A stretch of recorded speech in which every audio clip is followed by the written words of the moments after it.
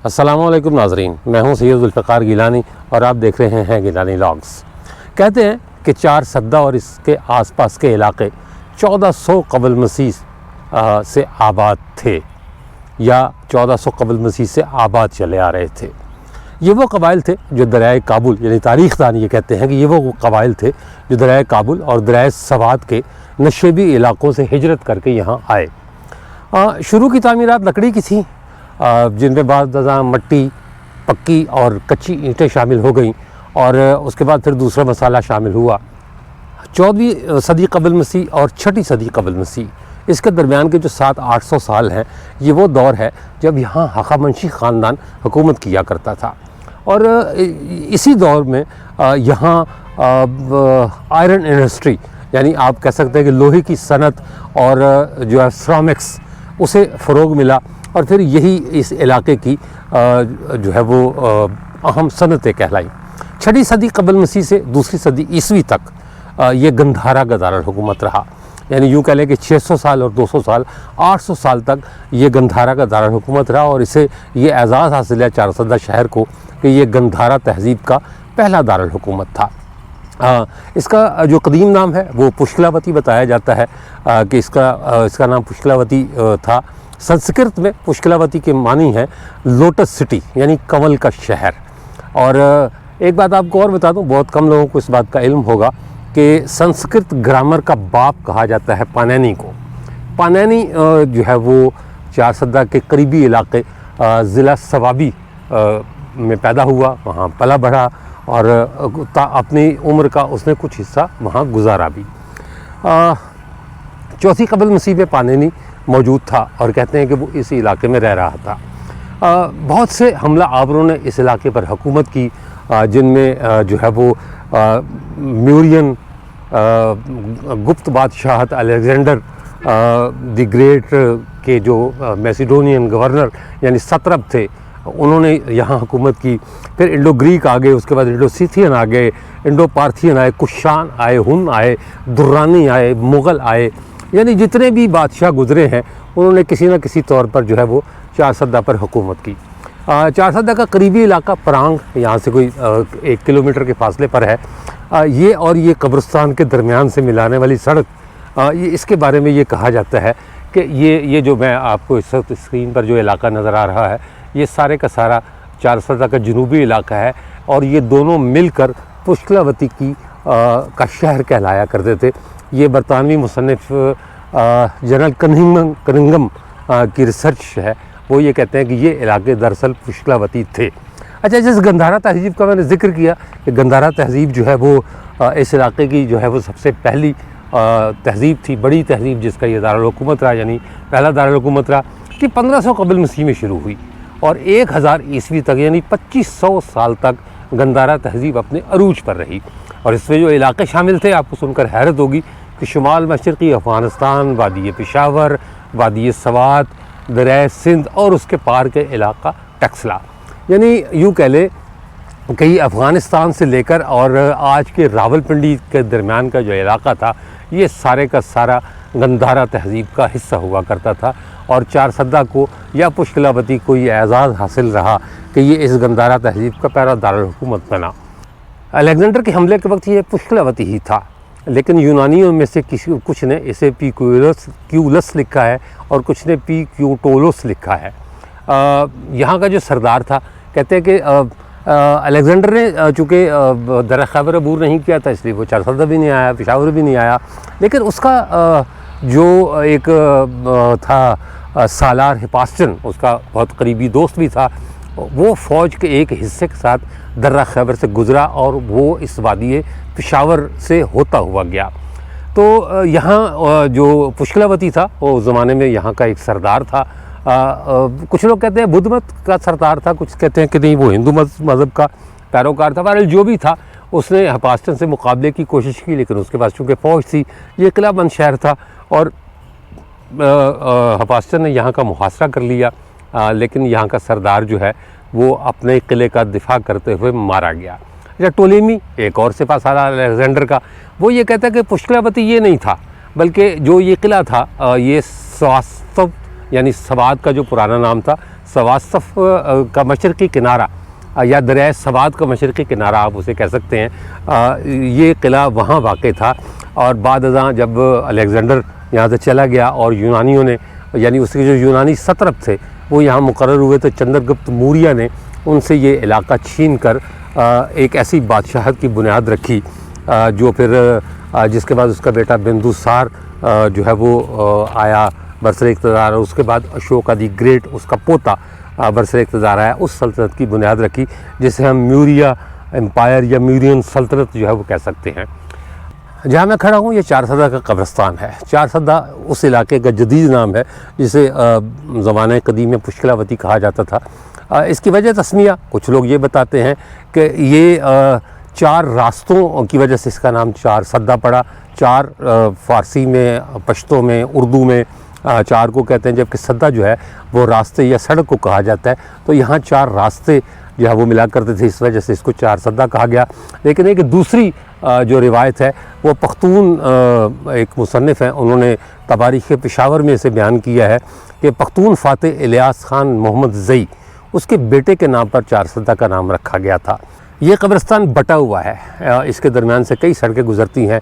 एक इसके पुराने इलाके पराग को जाती है सड़क, दूसरी शहर को जाती है, मतलब कुछ 4-5 सड़कें गुज़रती हैं। यहाँ से हैवी ट्रैफिक भी गुज़रता है जिससे कब्रिस्तान को जो है वो नुकसान पहुँचता है। इसकी क़दामत का अंदाज़ा कोई नहीं, मतलब कोई शख्स ये नहीं कह सकता कि ये कब्रिस्तान 500 साल पुराना है, 600 साल पुराना है या 1000 साल पुराना है। तारीख़ दान बावजूद कोशिश के इस कब्रिस्तान की क़दामत का अंदाज़ा नहीं लगा सके।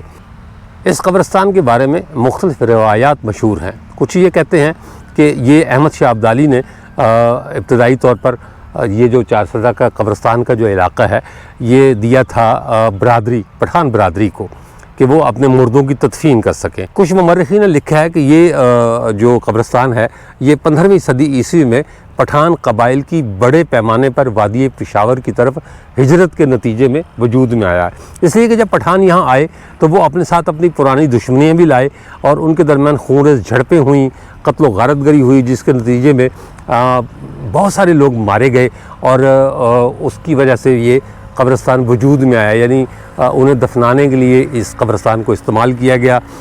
ये ज़मीन जिस पर कब्रिस्तान बना ये मुख्तलिफ़ बरादरियों की मिल्कियत थी, जिसे पश्तो में शामलात कहा जाता है। जबकि इससे पहले ये जो भी इलाका आपको नज़र आ रहा है ये सारे का सारा एक चरागाह थी जहाँ लोग अपने मवेशी चराया करते थे। यानी ये कब्रिस्तान जो है वो बाद में बना, पहले ये चरागाह थी और उससे भी पहले इसे अहमद शाह अब्दाली के लोगों ने इस्तेमाल किया। अच्छा, इस कब्रिस्तान की एक दिलचस्प बात यह है कि इसे मुख्तलिफ़ कबाइल मुख्तलिफ़ हिस्से बांटे हुए हैं उन्होंने अपने, और उन हिस्सों में ये अपने मुर्दों को दफन करते थे और अब भी करते हैं। अच्छा, इसकी निशानदेही के लिए 4 दीवारियाँ, जैसे ये एक सामने 4 दीवारी बनी हुई है, ये मैं आपको दिखाता हूँ। इसकी जो है वो मतलब निशानदेही के लिए इस तरह की 4 दीवारियाँ बनाई गई थी कि ये हमारा इलाका है। दुर्रानियों के पास जो है इसका शुमाल मशरक़ी हिस्सा था, उसके गिर्द खारदार तार लगे हुए थे, जबकि बड़े बड़े दरख्त थे। उस पर संगे मरमर की बड़ी बड़ी तख्तियाँ भी लगी हुई हैं। अच्छा, ज़्यादातर दुरानी दौरे इक़्तिदार में कहते हैं कि यहाँ मुर्दों को दफनाया गया। मरकज़ी जनाज़ागाह जो है उसके पास ईसाइयों और कादियानियों यानी अहमदियों के लिए भी जगह मखसूस की गई थी। जनूब मशरक़ी हिस्से में गैर मकामी अफराद जो है वो अपने अफराद को दफन कर सकते थे, अपने मुर्दों को दफन कर सकते थे और उन्हें किसी से पूछने की इजाज़त भी नहीं होती थी। उस इलाके को मुसाफिर खाना कहा गया, यानी इस कब्रिस्तान के उस हिस्से को मुसाफिर खाना कहा जाता था, जहाँ लोग अपनी मर्ज़ी से यानी अनजाने लोग भी अपने मुर्दे जो है वो दफन कर दिया करते थे। मकली ठट्टा का कब्रिस्तान जो है कहते हैं कि वो भी कुछ लोग कहते हैं वो जनूबी एशिया का बहुत बड़ा कब्रिस्तान है, और बाद लोग जो है वो कहते हैं चारसदा ये उससे भी बड़ा कब्रिस्तान है। लेकिन ये हकीकत है कि मकली का जो कब्रिस्तान है वो जनूबी एशिया का सबसे बड़ा कब्रिस्तान है, जबकि ये चारसदा का जो कब्रिस्तान है ये दूसरा बड़ा कब्रिस्तान है जनूबी एशिया का। मकली और चारसदा के कब्रिस्तान में जो एक बुनियादी फ़र्क है वो ये है कि इब्तदाई तौर पर मकली हुक्मरानों और औलिया कराम का कब्रिस्तान था, लेकिन चारसदा आम लोगों का कब्रिस्तान है।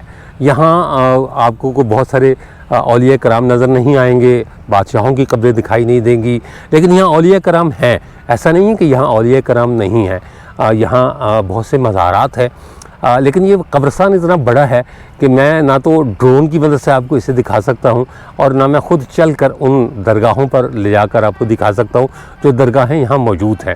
ایک احاطہ جو ہے وہ علی خیل قبیلے والوں کے پاس ہے۔ علی خیل قبیلہ یہ دورانی عہد میں مقامی حکمران تھے، یہاں کے بڑے احاطے میں 8 قبریں ہیں اور ان 8 قبروں کے جو ہے نا وہ باقاعدہ انہیں نشان زد کیا گیا ہے۔ اب یہ کھنڈرات کی صورت تبدیل ہو چکا ہے، ان پر کوئی سن بھی درج نہیں، ان قبروں پر میں آپ کو لے جاتا ضرور۔ اچھا، اس قبرستان کی جو قبریں ہیں وہ بڑی عجیب و غریب ہیں۔ یہ ایک قبر جو ہے وہ آپ دیکھ رہے ہوں گے۔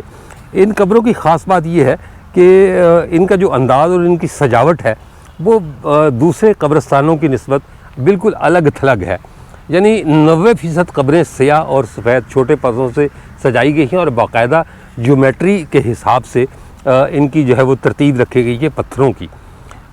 یہ دکان و مقامی زبان میں اسے دکان و گلکاری کہتے ہیں یا ہشت نگری قبرونہ یا قبر کہا جاتا ہے۔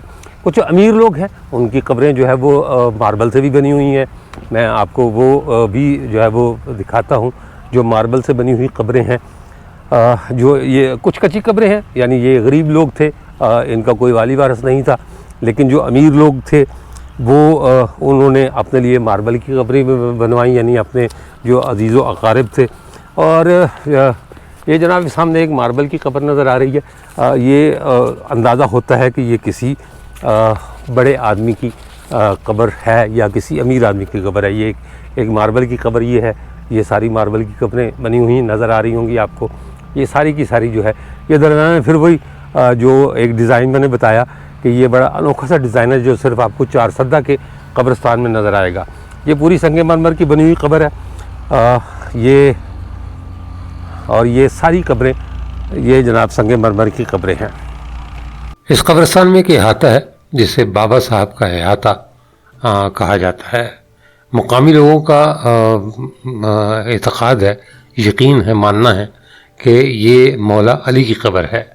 ان کا کہنا یہ ہے، میں نے بہت سے لوگوں سے بات کی، ان کا کہنا یہ ہے کہ مولا علی یہاں تشریف لائے تھے، انہوں نے کچھ عرصہ یہاں قیام کیا اور پھر وہ یہیں دفن ہوئے، اور نہ صرف مولا علی یہاں دفن ہوئے بلکہ ان کی اونٹنی کی قبر بھی یہیں بتائی جاتی ہے۔ آئیے آپ کو احاطہ دکھاتے ہیں اندر سے چل کر، لیکن چلنے سے پہلے میں یہ بتا دوں کہ یہ کوئی تاریخی سند نہیں ہے، یہ صرف روایت ہے اور مقامی لوگوں کا عقیدہ ہے۔ اسے کسی بھی صورت میں تاریخ نہ سمجھا جائے، بلکہ اسے ایک مقامی لوگوں کی وہ بات سمجھی جائے جسے تصدیق کی ضرورت ہے، کیونکہ جو کتابیں ہیں یا جو تاریخ ہے وہ اس بارے میں کچھ اور کہتی ہے۔ مولا علی کی قبر کے بارے میں یہ کہا جاتا ہے کہ 7 مختلف جگہوں پر قبر موجود ہے، تو یہ بھی لوگ کلیم کرتے ہیں کہ یہ بھی ہے، تو لوگ ایک دعویٰ یہ بھی کرتے ہیں کہ یہ جو قبر ہے یہ بھی انہی 7 قبور میں سے ایک قبور ہے۔ بہت بڑا گنبد بنا ہوا ہے اس درگاہ کے اوپر، اور میں آپ کو اندر لے کے چلتا ہوں۔ غیب کا علم اللہ کو ہے، اور بہت سے لوگوں کو یہ پتہ ہوگا کہ مولا علی کی جو کنیت تھی وہ ابو تراب تھی، یعنی زمین کا باپ، اور ایک بار جو ہے وہ شادی کے بعد اچھا یہ جو لمبی قبر ہے یہ کہتے ہیں جی کہ مولا علی کی اونٹنی جس پر وہ سوار ہو کر یہاں تشریف لائے تھے یہ اس کی قبر ہے، اور یہ جو اندر جو قبر ہے اس کے بارے میں کہا جاتا ہے کہ یہ مولا علی کی قبر ہے۔ تو میں یقین سے کچھ نہیں کہہ سکتا، یہ وہ روایتیں ہیں۔ ویسے اس قبر پر جو ہے وہ جو لکھا ہوا ہے وہ لکھا ہوا ہے بابا صاحب، یہ لکھا ہوا ہے، اور یہ بہت بڑا سا گنبد اس مزار پر بنایا ہوا ہے۔ میں نے کہا نا کہ یہ روایتیں ہیں، میں اس کی تاریخی طور پر کہیں سے تصدیق نہیں کر سکتا۔ یہ قبر خاصی لمبی ہے، یعنی یہ وہاں سے شروع ہوتی ہے اور یہ بیچ میں پردہ پڑا ہوا ہے، میرا خیال ہے کہ شاید خواتین کے لیے اور اس کے لیے ہے۔ بہرحال یہ پوری قبر ہے، لیکن میں نے کہا نا کہ میں یقین سے نہیں کہہ سکتا، کیونکہ آج تک عام جو مقبول روایتیں ہیں ان کے مطابق مولا علی کی آخری آرامگاہ نجف اشرف میں ہے۔ میں بات کر رہا تھا کہ مولا علی کا جو لقب تھا، یہ کنیت جو تھی وہ ابو تراب تھی، یعنی زمین کا باپ۔ تو کہتے یہ ہے کہ بیوی فاطمہ الزہرا شادی کے بعد آقا نامدار حضرت محمد مصطفیٰ صلی اللہ علیہ وآلہ وسلم کے پاس تشریف لائیں اور کہنے کہ مجھے جو ہے وہ ڈر لگتا ہے، یعنی مولا علی سے خوف آتا ہے۔ تو آپ نے پوچھا کہ کیوں؟ تو یہ کہا جاتا ہے کہ بیوی فاطمہ نے یہ کہا کہ زمین جو ہے وہ ان سے باتیں کرتی ہے۔ تب آپ نے فرمایا تھا کہ وہ زمین کا باپ ہے، یعنی ابو تراب۔ اس طرح جو ہے وہ مولا علی کو زمین کا باپ ہونے کی کنیت ملی۔ تو یہ اچھا تشا جی، یہ آپ نے مجھے نمک دیا کھانے کے لیے، یہ کس وہ اس مقصد کے لیے ہے؟ آپ سارے جدھر بھی مزارات آپ جاتے ہیں نا تو یہ اچھا۔ نمک اس میں وہ تبرک کے لیے جو ہے نا، صحت کے لیے بھی اچھی ہے، اچھا، اولیاء کرام کی وجہ سے۔ ٹھیک ہے۔ تو یہ خصوصی اور کوئی ایسا نہیں ہے کہ اچھا نہیں، میں نے بہرحال وہ چکھا ہے، اس کی وجہ کہ اولیاء ہم اولیاء کرام سے عقیدت ضرور رکھتے ہیں، لیکن وہاں پہنچ کر سجدے کرنا، شرک کرنا، ان چیزوں کو بہرحال جو ہے وہ ناپسندیدگی کی نظر سے دیکھتا ہوں میں۔ ولی ہے، دوست ہیں۔ ہاں جی بالکل، ولی کا مطلب ہی دوستوں ہے۔ تو یہ جناب قبر میں نے آپ کو دکھائی جس کے بارے میں یہ کہا جاتا ہے کہ مولا علی کی قبر ہے، لیکن یہ صرف روایت ہے، تاریخی سند میرے پاس کوئی نہیں، حقیقت کوئی نہیں ہے، حقیقت سے اس کو کوئی تعلق نہیں، لوگوں کی بات ہے۔ لیکن چونکہ یہاں چارسدہ میں بیشتر لوگ یہ سمجھتے ہیں، اس لیے میں نے یہی سوچا کہ جب چارسدہ کا قبرستان آپ کو دکھا رہا ہوں تو یہ قبر بھی آپ کو دکھاؤں جس کے بارے میں لوگوں کا خیال ہے کہ یہ مولا علی کی آخری آرامگاہ ہے۔ میرے ساتھ ہے سید محمد حسین صاحب۔ سید صاحب مجھے چارسدہ قبرستان میں 3 قبروں پر لے کر آئے ہیں، جن میں سے ایک قبر محمود غزنوی کے بیٹے کی ہے، حضرت ابراہیم شاہ جی۔ اور مجھے بتائیے، یہ قبر تو خیر ہم دکھاتے ہیں، اس قبرستان میں اور کون کون لوگ جو ہے وہ دفن ہیں؟ اس میں یہ ہے ان کا جرنیل بھی ہے، نام تو میں بھول گیا ہوں، اور اس کے بارے میں مولا علی شیر خدا جو ہیں وہ بھی ادھر ہی ہیں الحمدللہ۔ ایک تو یہ ہے کہ شاہ صاحب یہ چارسدہ نہیں، ایشیا کا دوسرا بڑا قبرستان ہے یہ جی بالکل، اور اس میں اصحاب بھی ہیں، اولیاء اللہ بھی ہیں، اور ایسے غازی اور مجاہدین بھی ہیں، تو بڑا پڑا ہے لیکن دیکھنا پڑتا ہے۔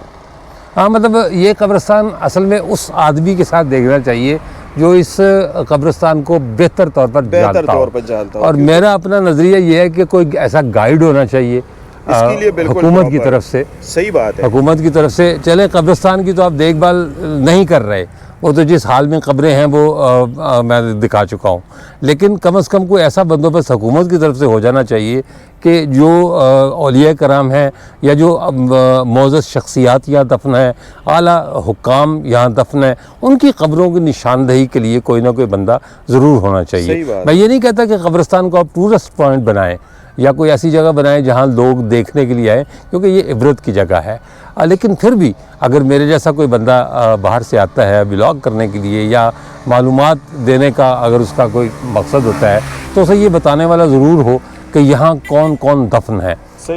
جیسے مجھے یہ علم نہیں تھا کہ یہاں محمود غزنوی کے صاحبزادے، ان کے جنرل، ان کے سپاہی دفن ہے۔ میں ان کی قبر آپ کو دکھاتا ہوں، یہ ان کی قبر ہے مطلب محمود غزنوی کے صاحبزادے کی، اور اس کی نشاندہی جو ہے وہ شاہ صاحب نے کی، حسین شاہ صاحب نے کی۔ یہ جو ہے وہ تختی بھی لگی ہوئی ہے، حضرت ابراہیم شاہ شہزادہ غزنی ولد محمود غزنوی، وفات کا عرصہ 1082 سال گزرے ہیں، مطلب 1082 عیسوی میں یہ جو ہے وہ قبر ہے ان کی، یہ جو آپ اپنی اسکرین پر دیکھ رہے ہیں، اور ان کی بالکل پائنتی ان کے جرنیل دفن ہیں جو ان کے ساتھ آئے تھے، اور ان کا نام ہے حضرت مسعود شاہ برنی، یہ جرنیل تھے، یعنی ان کا سن وفات وہ بھی وہی ہے جو محمود غزنوی کے صاحبزادے کا ہے۔ اور یہ تیسری قبر، یہ کہتے ہیں کہ یہ ان کے کوئی جانثار سپاہی تھے، حضرت کامران شاہ حقانی، یہ صوبیدار تھے جی ان کے۔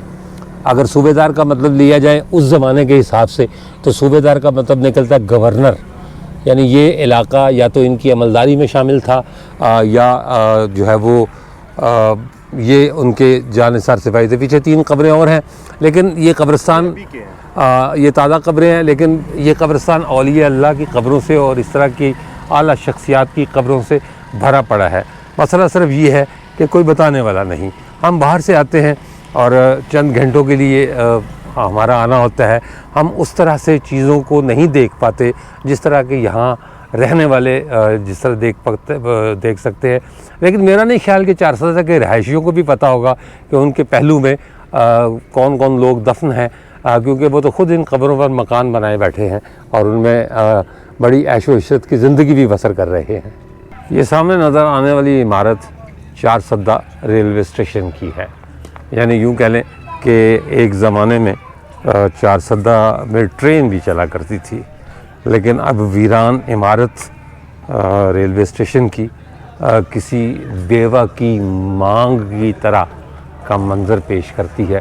یہ اس کی پرانی عمارت جہاں دائیں بائیں بچے جو ہے وہ کھیلتے ہوئے نظر آئیں گے.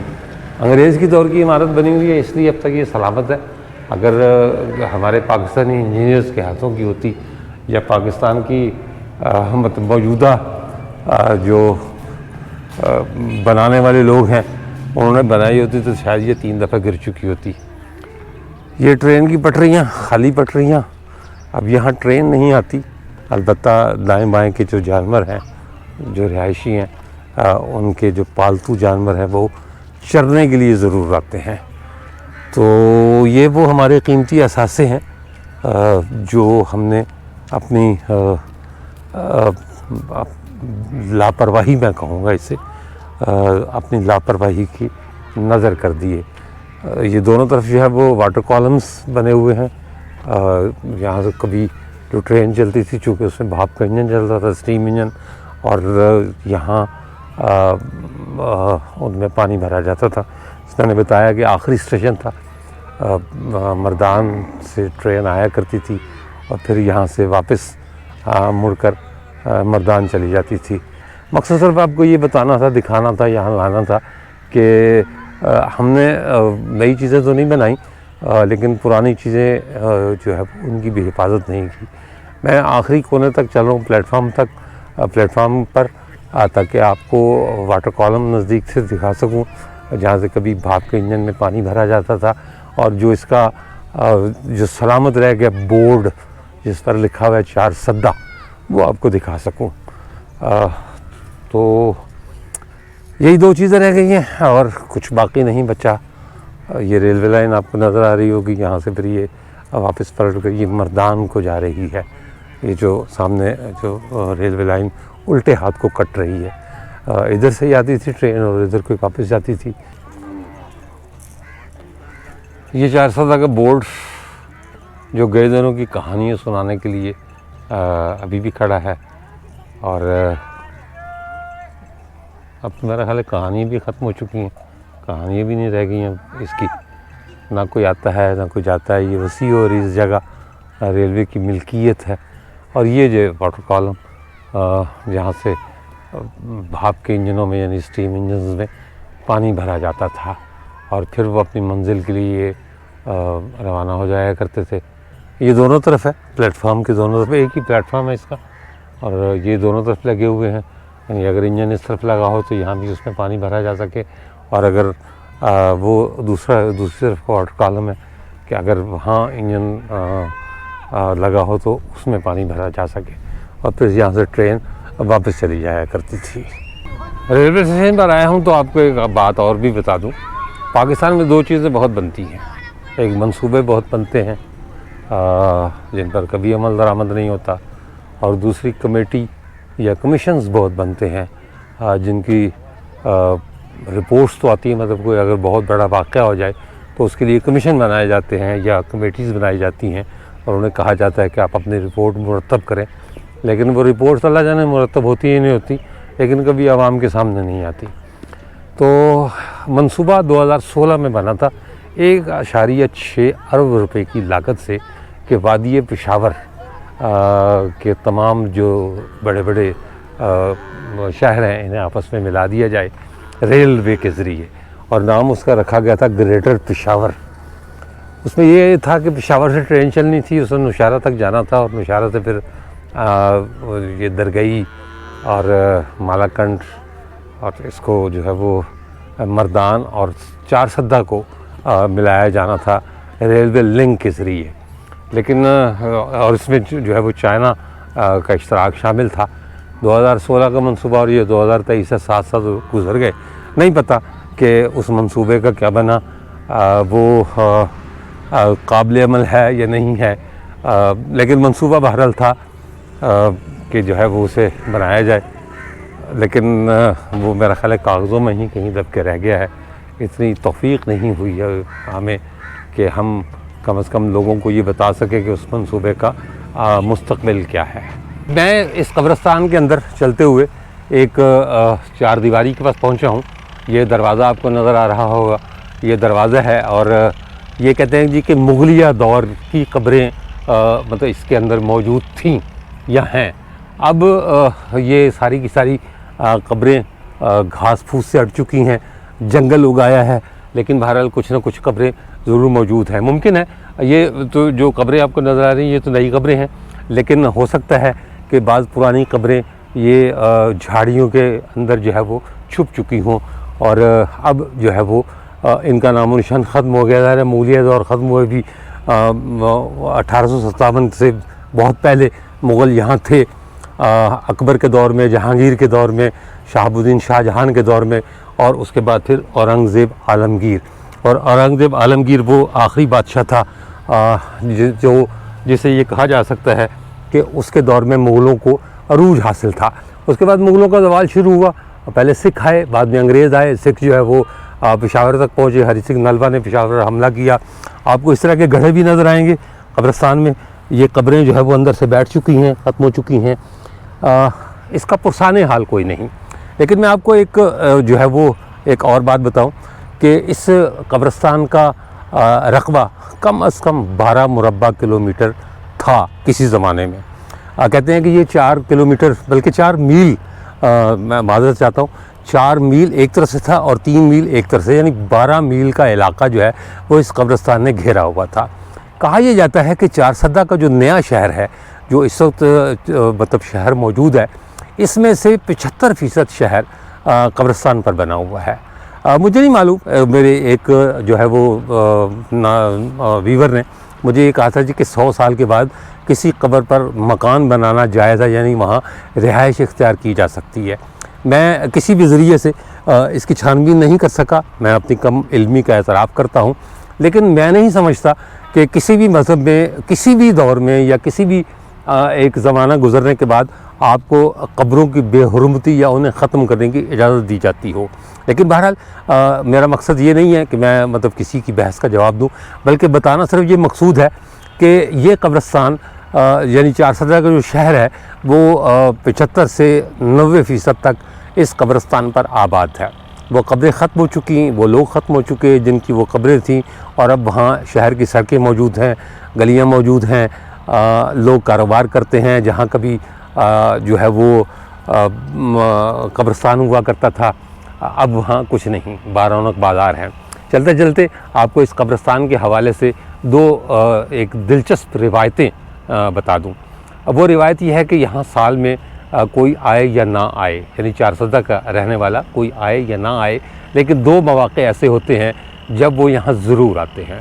ایک عاشوراء محرم یعنی 10 محرم کا دن، اس روز لوگ آتے ہیں، اور ایک عید الاضحیٰ کا پہلا دن صبح سویرے لوگ آتے ہیں، یہاں حاضری دیتے ہیں، اپنے پیاروں کی قبروں کے درشن کرتے ہیں، زیارت کرتے ہیں، دعا مانگتے ہیں، اور پھر جو ضروری مرمت کا کام ہے وہ کرواتے ہیں۔ یہ 2 روایتیں اب بھی موجود ہیں۔ ہاں، یہ سوچنے کی بات ہے کہ ان لوگوں کی قبروں کا کیا ہوگا یا ہوا ہے جو اب شہر کے نیچے آ چکی ہیں۔ وہ اپنی جگہ، لیکن یہ روایت اپنی جگہ۔ ممکن ہے کہ یہ روایت آپ کو دوسرے قبرستانوں میں نظر نہ آئے، جو میں نے آپ کو بتائی کہ چار سدہ کے لوگ پورا سال یہاں آئیں یا نہ آئیں، لیکن وہ عید الاضحیٰ اور عاشوراء محرم کے دن یہاں ضرور اپنے پیاروں کے پاس آ کر ان کے مغفرت کی دعا کرتے ہیں۔ اس کے ساتھ ہی مجھے اجازت دیجیے، انشاءاللہ تعالی اگلے ولاگ میں دوبارہ ملاقات ہوگی، تب تک کے لیے اللہ حافظ۔